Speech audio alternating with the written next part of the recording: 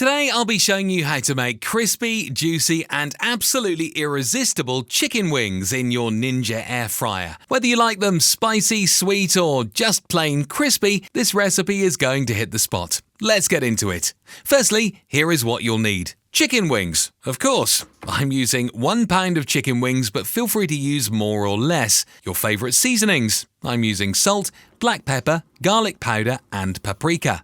A little bit of oil spray or olive oil to make them extra crispy. And finally, optional sauces such as buffalo, barbecue or honey garlic sauce. First things first, make sure your chicken wings are patted dry with a paper towel.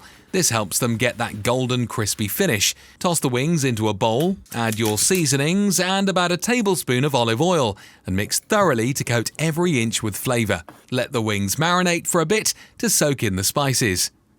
Now, preheat your Ninja air fryer to 375 degrees Fahrenheit or 190 degrees Celsius. Preheating is key for even cooking, so don't skip this step. Once it's ready, place the wings in the basket in a single layer. Don't overcrowd them. Give each wing some breathing room for that perfect crunch. As you can see here, I've allowed a good amount of space between each of the wings. Set the air fryer timer for 25 minutes and begin cooking. Halfway through, give the basket a good shake or flip the wings for even cooking. And if you like them extra crispy, bump the temperature to 400 degrees Fahrenheit or 200 degrees Celsius for the last 5 minutes. If your wings are frozen, just add 10 to 15 more minutes of cook time to ensure they're fully done. You should now start to hear them crisping up. Once the timer's up, pull those beauties out. Look at that golden crisp. Now toss them in your favourite sauce or enjoy them as is.